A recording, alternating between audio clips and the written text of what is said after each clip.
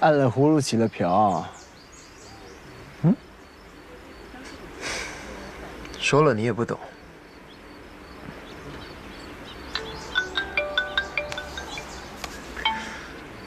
怎么样？你那有收获吗？已经查到了，经过确认，那个徽章确实是德国卡恩昆虫研究会的徽章。这个研究会在国立农业大学昆虫学院有个常驻的办公室，有9名本地员工，2名是女性，其中1位正在上班，而另1位在休假，我联系不上。联系不上？联系不上的这个叫什么名字啊？多大年纪啊？啊，她叫兰雅，年龄是29岁，是这个办公室里专门负责昆虫标本制作的工作人员。OK。照片已经拿到了，我这就发给你。发过来。照片发给老大。收到。好，那我就先挂了。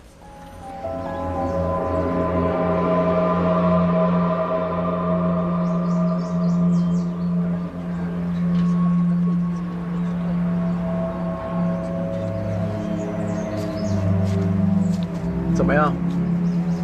你看他的拳头。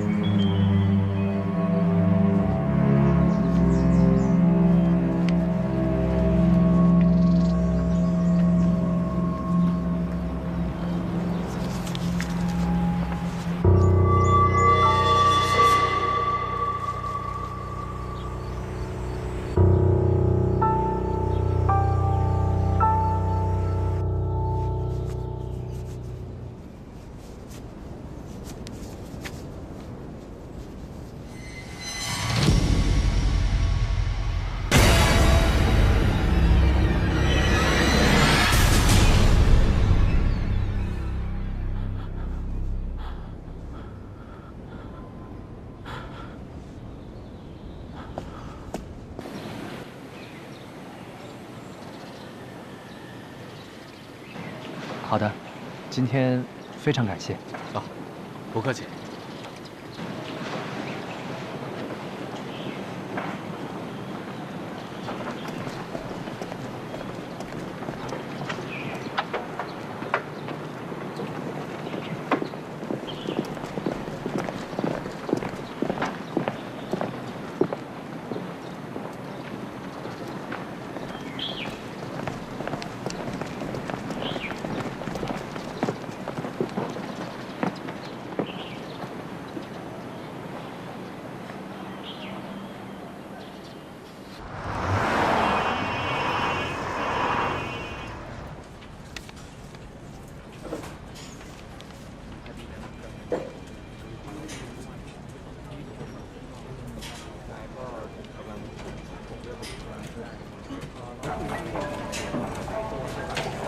这么快就回来了？是，我直接带了2个痕迹兄弟跟我一起去的。我们在兰雅的办公位提取了些相应物证，已经拿去确认了。还是联系不上本人？还是联系不上。这个兰雅是一个什么样的人？他的同事说，他性格内向，平时比较安静一些，总是一个人独来独往。除了上班，他跟同事的交集很少。然后他的父母亲人也都在外地，他是自己一个人在这个城市生活的。性格孤僻。对。哦，他的工作也跟昆虫有关。有男朋友了吗？我们问过他的同事这个问题，他的同事说没见过他有什么男朋友，也没见过有什么男生来单位里接送他。哦，不过我把他们单位的监控视频都要来了，可以看看他在单位期间都接触过哪些单位以外的人。家庭住址有了吗？有了，不过他年假是15天，已经快结束了。办公室的工作人员说，他们也只有上班的时候才有交集，休假了就互相不联系的。可能兰雅还在休假期间，她就是不想让单位或者外人找到她，这也很正常，我们可以等一等。不等了，向局里申请搜查令吧。大不了等他完好无损的回来，我当面去向他道歉。好的，我知道了。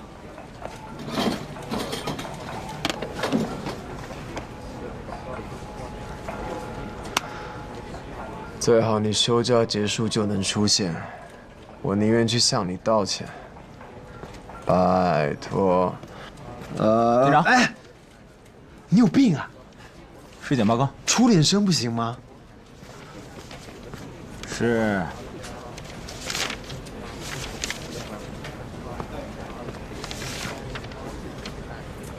怎么放起这个了？罗魔王子，今天早上在公园里发现的尸体，就是他。皮林瓦。皮林瓦死了。死了。尸体检查报告显示，死者全身无任何外力伤痕，内脏完好，系因毒品注射过量导致心脏骤停而死。死亡时间今天凌晨12点到2点左右。天哪，怎么会这样？当初我那么喜欢他，这才多长时间？怎么就这样了？是啊，好像突然就被爆出吸毒了。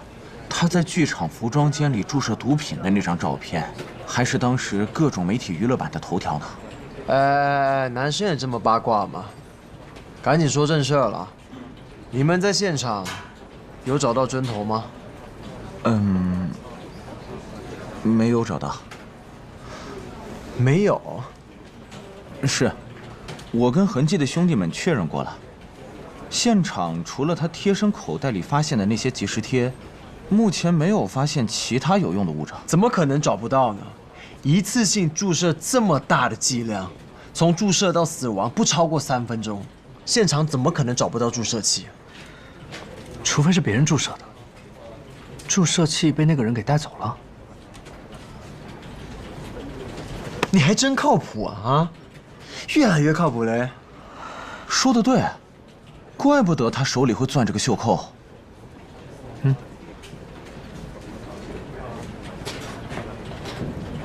怎么了？笑起来没完了。你现在是不是应该马上组织人员重新进现场去找一找线索啊？啊？是。啊，卡，跟我搜去。好，走。哎，先去调警犬。是。是。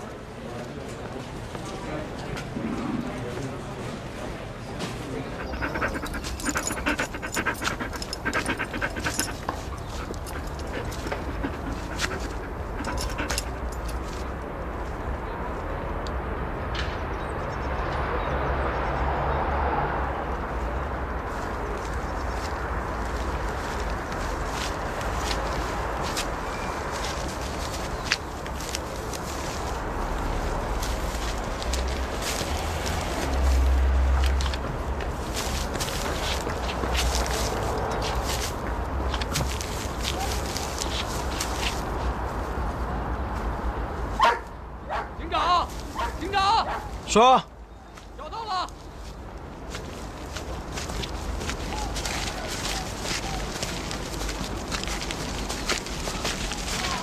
在这里，真棒啊！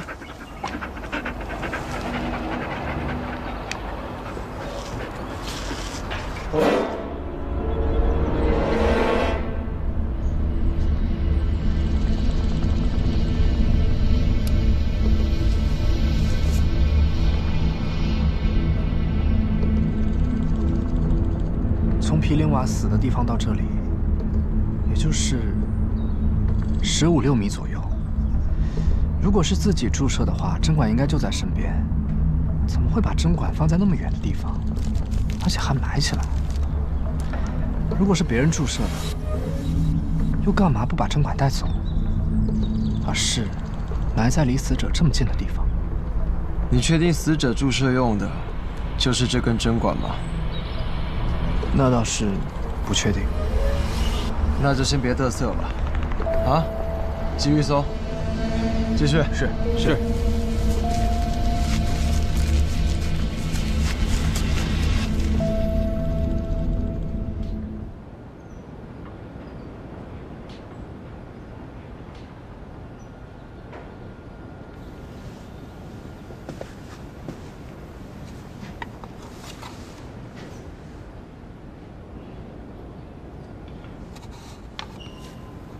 嗨，你脸色不太好，是没休息好吗？我每晚都休息不好，颈椎问题，一直找不到舒服的睡姿。那你有试过中医按摩吗？没有。所以嘛，你可以试一下，虽然不能根治，但是可以缓解。你的那个天呢？哦，他去学校报到了，明明是来留学的，可是来了快1个月了才去报到。有什么需要帮忙的吗？哦，我在受害者的小肠里面找到一部分蛆虫，我刚把它们安置好。谢天谢地，有了它们，我们最终的结论肯定会更准确、更可靠。没那么容易，你要知道，人类到达过火尸体的时间和普通尸体的时间是不一样的。在干燥的环境中，人类到达烧伤尸体的时间要比未烧伤的尸体提早1天。在潮湿的环境中，应该提早个4天吧。那具尸体已经高度的碳化，要确切的知道死亡的时间，还得考虑到现场环境的温度、湿度等，进行模拟，然后一遍又一遍的进行培育才行。可是不管怎么样，他们肯定比我们现场采集的样本要更直接、更可靠。那倒是。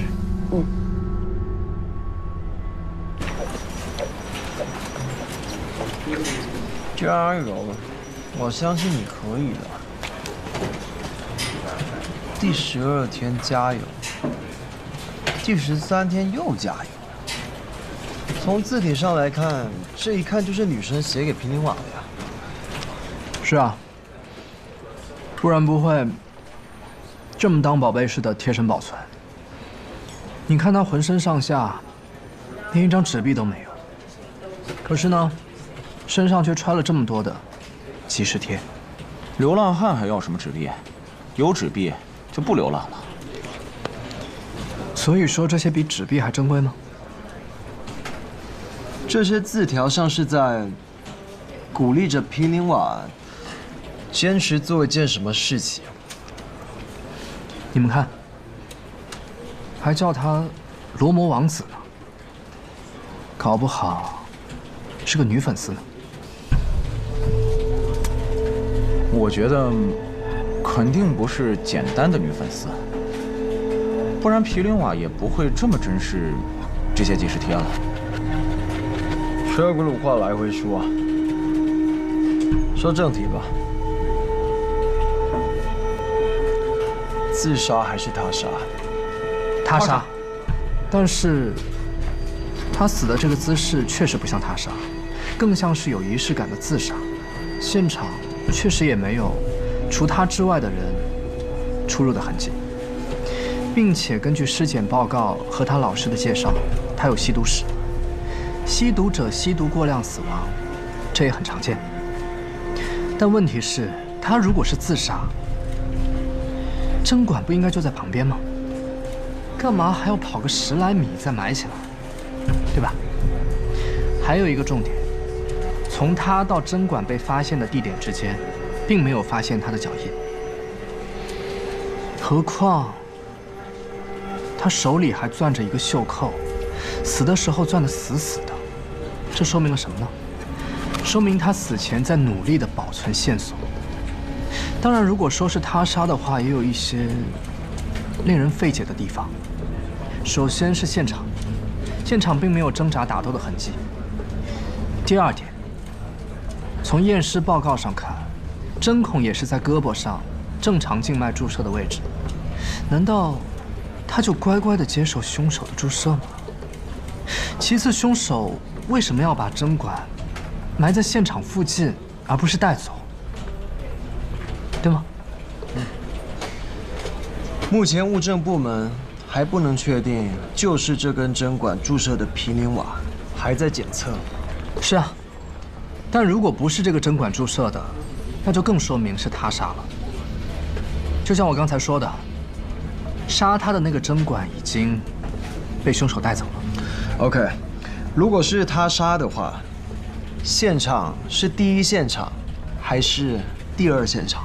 单从现场已有的物证来看，死者首先应该有一个女关联人，就是一直写这些即时贴送给他的。其次，可能还有一个男关联人。这个男关联人就是这个袖扣的主人。当然，这个袖扣也有可能是皮林瓦自己的，可能对他有什么特殊意义，所以一直保存着。作为曾经的恐惧大咖，有过这样的袖扣也并不奇怪。喂，你好。哦，好，马上。好，再见。警长，物证那边让咱们过去一趟。现在吗？对。卡。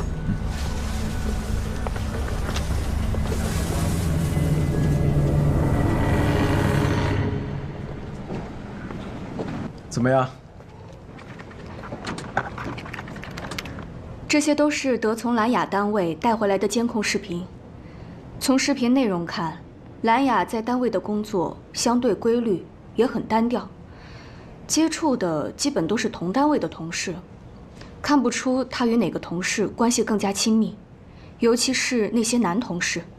不过，我们在兰雅办公室的监控视频里发现了这个。这个男人在这个位置出现过好几次了，我们把视频处理了一下。警长，皮林瓦，就是他。他怎么会和兰雅扯上了关系？我去，这可是大事。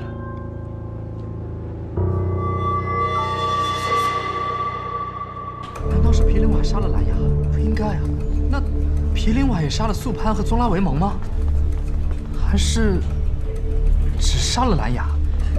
还有别的凶手吗？那他为什么要杀兰雅？难道是他杀了兰雅之后良心不安，畏罪自杀吗？哎，你到底是记者还是警察？当然是警察。那就别光提问，赶紧该怎么查就怎么查去啊！我教你个简单的，你先去问问伦威，在皮林瓦身上到底有没有纹身，或者看看皮林瓦右脚有没有小脚趾。我这就去。哎，回来，光干这事陪你了。卡，这事你去办。同时开始排查全市范围内的各类监控，看看皮林瓦都在哪里出现过，都接触过什么人。是。还有，你去物证催一下针管的检测结果。好。一定要封锁消息，不能让媒体知道。明白。得，你跟我走，咱俩一起出去摸一摸皮林瓦的社会关系。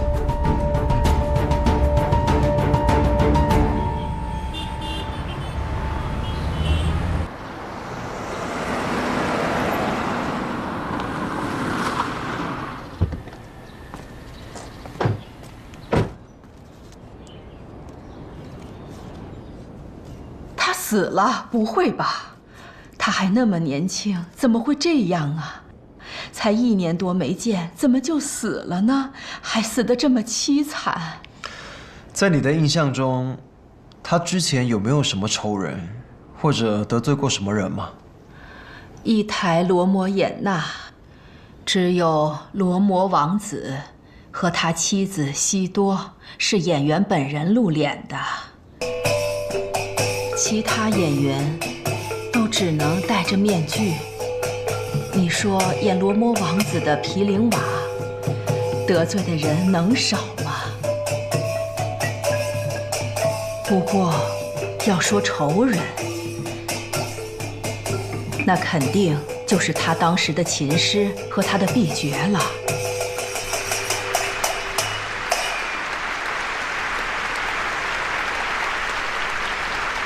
这2个人是叔侄，因为无法撼动皮林瓦 A 爵的地位，就合谋陷害了他。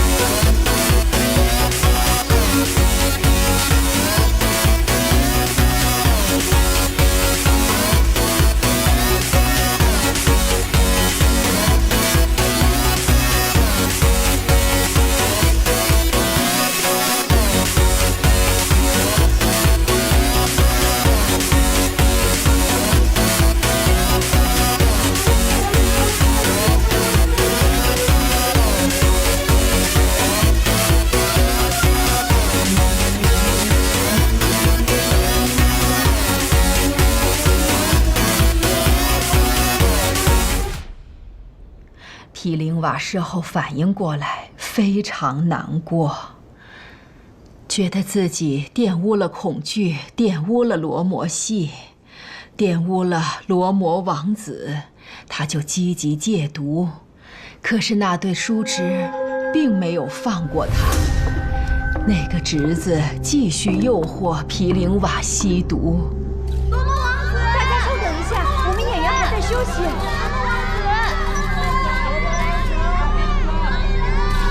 不等了，我们去找他。走，跟我走。我是戒毒的毗陵瓦哥哥。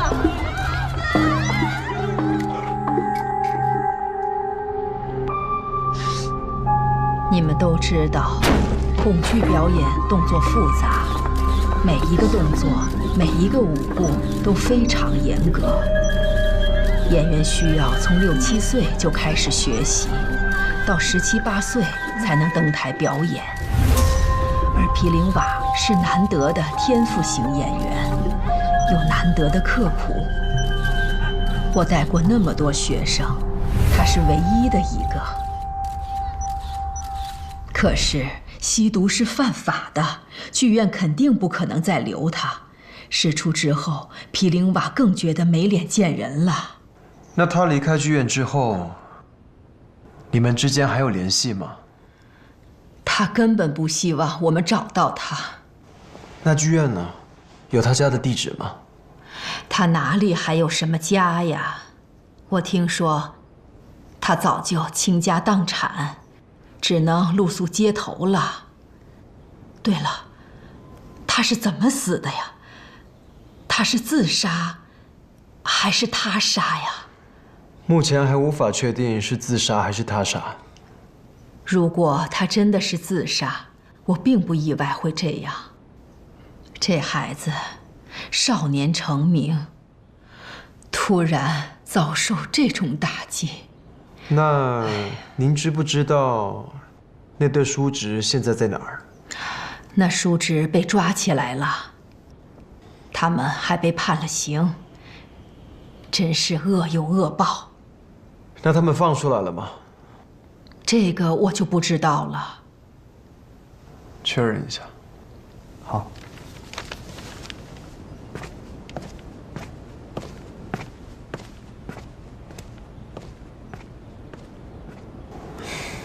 据您了解，毗陵瓦有交往的女朋友吗？他全部心思都在恐惧上，每天到剧院练功，从早到晚风雨无阻，从不懈怠。他哪里有时间去交女朋友啊？您觉得毗陵瓦会杀人吗？他杀人？不可能吧？王八蛋！这小子在搞什么名堂？他居然敢监视警察！要把警长叫回来吗？再等等，别的活都放下，把收集的视频全都看完，看看还能查到什么。是。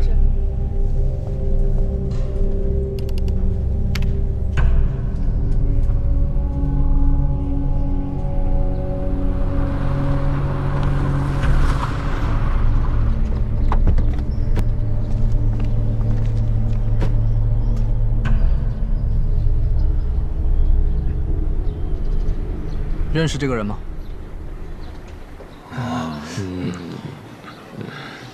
都别装了啊！我都打听完了，他一直住在这儿。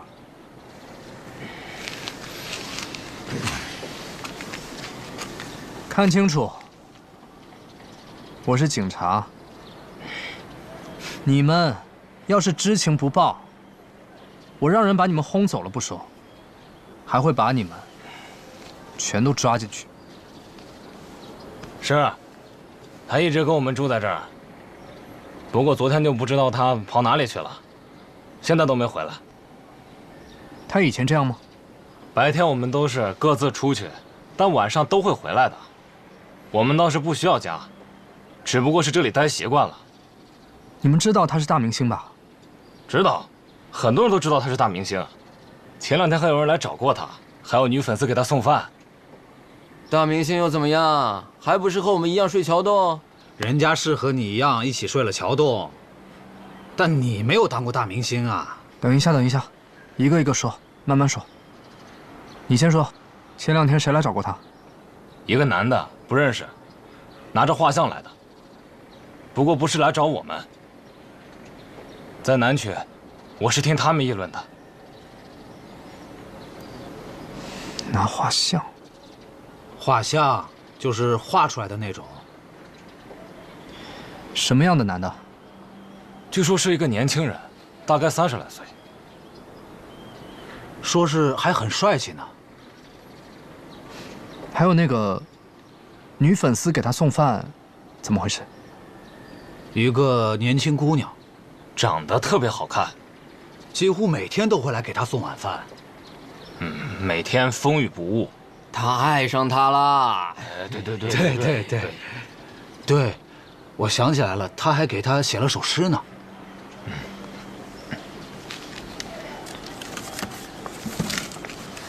这是他在废纸上写的诗，请看。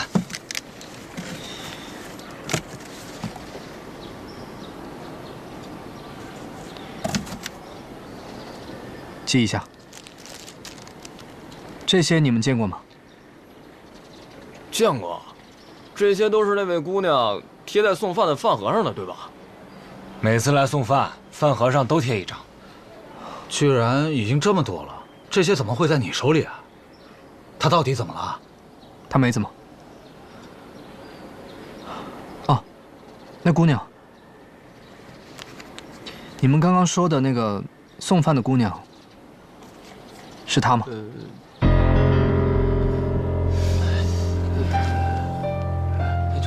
哎，是的，对，是的，没错，就是他。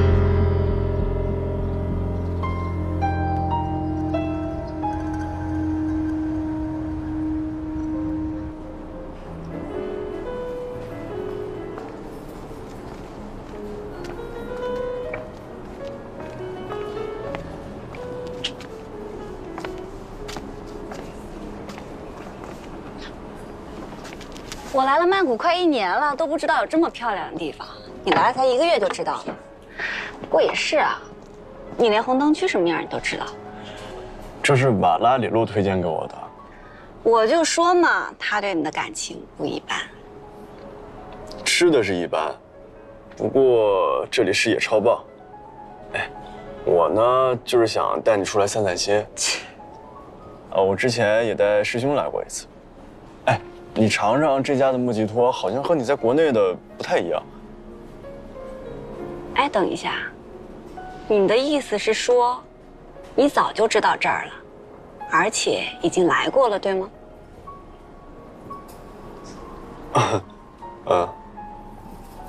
？OK， 拜拜。哎，我错了。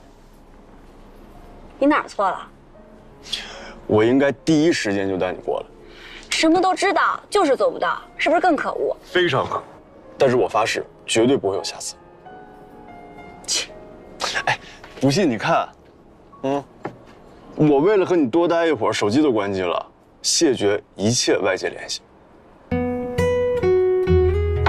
哎，你看那边，那边就是湄南河，夜景多漂亮，和我们山江一样。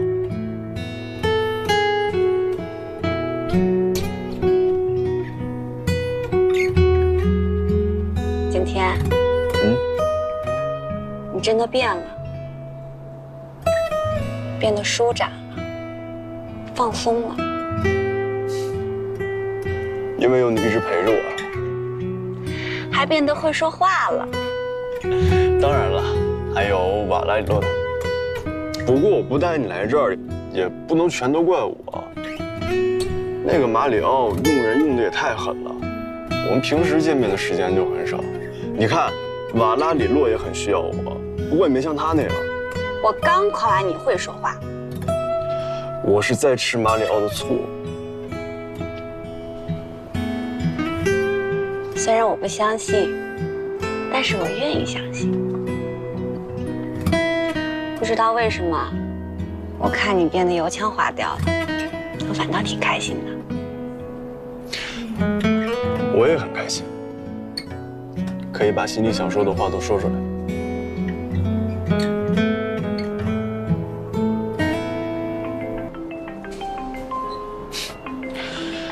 你看吧，我就说这个马里奥用人用得太狠。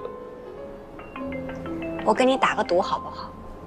如果是马里奥，我给你100铢；如果是瓦拉里洛，你给我500铢。没问题，成交。 500铢，现结。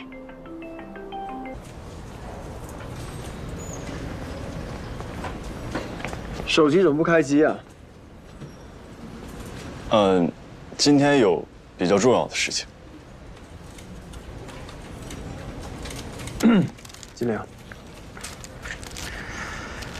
你见过这个袖扣吗？为什么问我这个？你是说，是马里奥的？是吗？好像是见过。你确定？不敢完全确定，但是应该见他穿过有类似袖扣的衬衫。怎么了？这根袖扣是今天早上在这位死者手里发现的。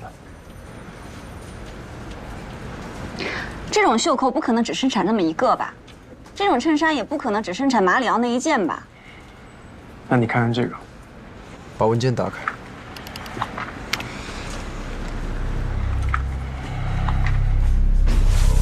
怎么会这样？所以我才想要问你。问我？问题是我也不知道啊。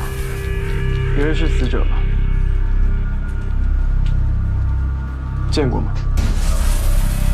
没有，一点印象也没有。开下一个。